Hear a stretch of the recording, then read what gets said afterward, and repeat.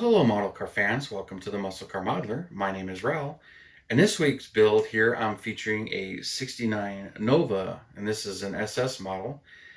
And for 69 Nova, it's gone through some tiny changes, but not really a whole lot from one of the Chevrolet's bargain priced cars. And this being a compact, small or car, which it's hard to tell somebody who's young looking at one of these things that this is a compact car. But when you compare it to a Chevelle or even an Impala or a Biscayne, it's a small car, but not by today's standards. Today's standards, it's a pretty good sized car and pretty fairly light, kind of a bargain for the time. But it's just kind of funny. It's all relative for the time period, but it is what it is. Cars have gotten smaller and much more compact than this car was, but in its time period, it was a fairly small car. And it was an entry level car meant for the lower budgets or any of that stuff. So, being that, the fact that it even had an SS package that was only available on a two-door sport coupe models is quite interesting because they did have four doors of these. And I've actually run into a few people that did not know that there were four-door Chevelles and four-door Novas because you just don't see them anymore, especially at car shows. Almost everyone there is an SS, even though it may not have started as an SS. And that's just kind of the way it is. But that's the appeal of these cars is they may not have built enough of them, or the values have gotten so high that it's easier to start with a base car and then dress it up as an SS. And in reality, GM pretty much did the same thing. Like for 69, the Chevy 2 name was actually dropped. 69, it was the Nova SS or just Nova. They dropped the Chevy 2 nomenclature. So that was completely erased.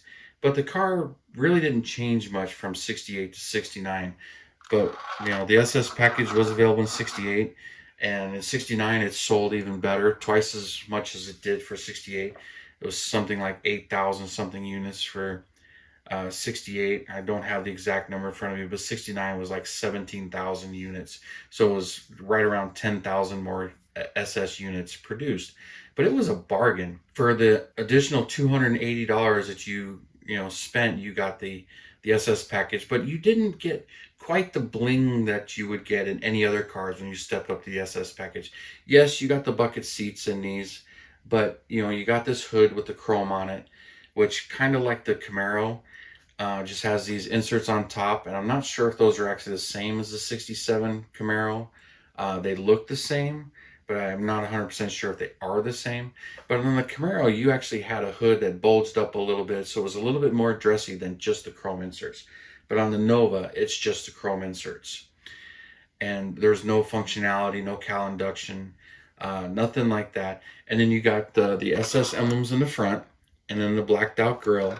And then you also got the SS emblem in the back and the ribbed tail panel between the taillights, where the base Nova, that's just a plain piece. But surprisingly, no real stripes, and there are no SS emblems on the side of the vehicle, and no Super Sport script like you got on a Chevelle. But in 69, they had kind of dropped the actual script that said Super Sport, which I think is kind of cool, seeing that cursive on the car. But not a whole lot of actual bling to the SS package, which, for the racer, I can see that being the appeal. Nothing really stood out to tell you that this is something special. But for 69, 300 horsepower, you were guaranteed if you got the SS package. Came with the 350 300 horsepower, but the 396 was available all the way up to the 375 horsepower. I know they had a 325 and a 350 horsepower. Not so sure the 350 horsepower was available in the Nova. But the Nova was built on the same kind of structure and platform as the Camaro.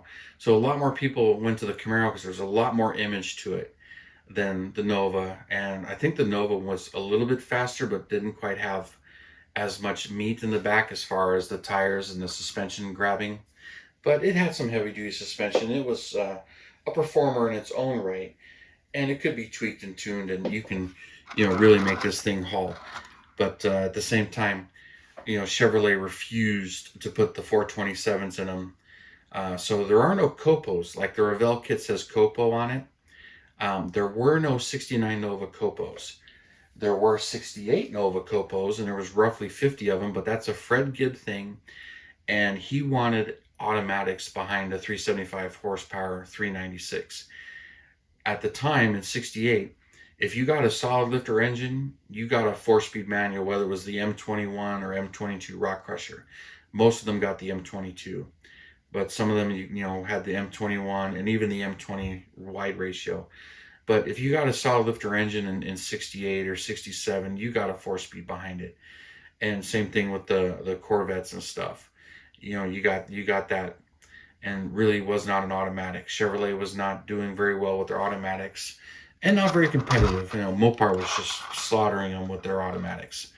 But everybody else was pretty much racing at 4-speed and doing pretty well with them. But they had those 50 made. But in 69, after getting those turbo 400s dialed in and built right, you were able to get them in a 69. So the automatic became an option in these, even though this one is built as a stick. That's what Revell gives you as a stick. But for 69, you could get an automatic in it. So no 427s from Chevrolet and no Copos for 69. Very few 68 Copos, but they were not 427 cars. There were some 70 Nova Copos, but same thing. They were not big block cars. Those were LT1 Corvette 350s in the Nova. And that's what Don Yanko used to make his Deuce. But that's for 1970. For 69, this is what you got. So it was a bargain package, and to me, a bit of a sleeper, but nice looking car. And I did this one in Rally Green. That's what this is supposed to be. Even though I'm pretty sure this is, to me, is a spray paint and clear coated, but a little bit too sparkly, but looks great. I love the way this one came out and the way it looks.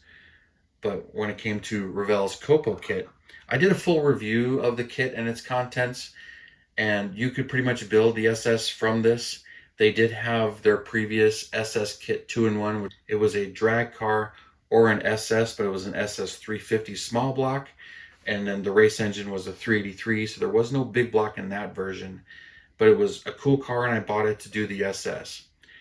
And then when the Yanko 427 kit came out, I'm like, all right, cool, I'm going to build the SS from that. That's pretty much got everything there to build the SS, but it was just lacking a couple of components, but nothing major. So before I got to build it, the Copo kit came out. I'm like, that's cool. It's got the plain hood. I needed those plain bumpers to put on the 427 Yanko Nova. So, because it should not have had the SS emblems on it. But anyway, I've already featured that build. So when this kit came out and I looked it over and everything and realized it's got everything to make the 396 SS, which is what I wanted to build, which is shown here. So it had everything in there. So I built it with the 396, and all this comes with the kit.